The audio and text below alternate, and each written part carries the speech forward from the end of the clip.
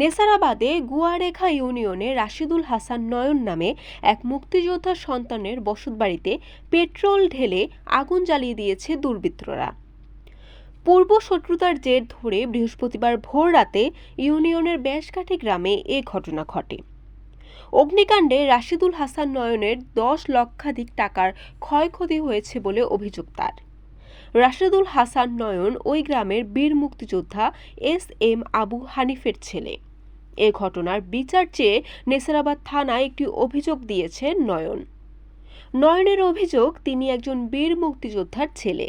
একই গ্রামের শাকিল, আরিফ, রাজু, রানা, আজিজ নামের কিছু লোকের সাথে তার ব্যক্তিগত রাজনৈতিক মতবিরোধ ছিল। এ নিয়ে তাদের সাথে তার ঝামেলা লেগেই থাকত। গত 5ই আগস্ট শেখ হাসিনা সরকারের পদত্যাগের পর সন্ধ্যার দিকে ওই চক্রটি বাড়িতে হামলা চালায়। এতে তার ভয়ে দরজা খুলে নাই। পরে গভীর রাতে তিনি পরিবার নিয়ে পালিয়ে বাসা ছেড়ে গা ঢাকা দেন। এরপর বৃহস্পতিবার ভোর রাতে প্রতিবেশীদের মাধ্যমে জানতে পারেন তার ঘরে দাউ দাউ করে আগুন জ্বলছে।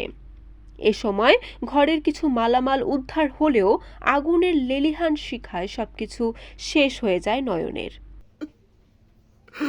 আমার বাবা রাতে করা বাড়িটা মুক্তিযোদ্ধা ছিলেন। আমার বাবা ধ্বংস করে দিয়ে গেল, জ্বালিয়ে আগুন দিয়ে তারা পুরা ফেলাইছে। আমার ঘরটারে তারা আগুন দিয়ে পুরা ফেলাইছে। ওই রাজু হাওলাদার, আরিফ মুকির, কুদ্দুস শিকদারের ছেলে শাকিল শিকদার, ওরা সবাই মিল্লা সবার ঘরটারে আগুন দিয়ে জ্বালাই ফেলাইছে।